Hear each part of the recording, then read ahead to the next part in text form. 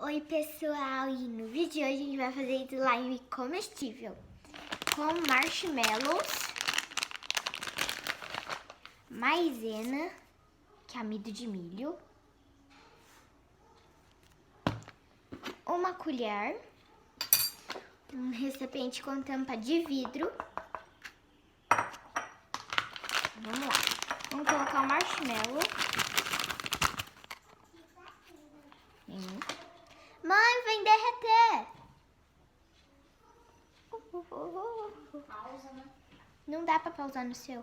Lógico.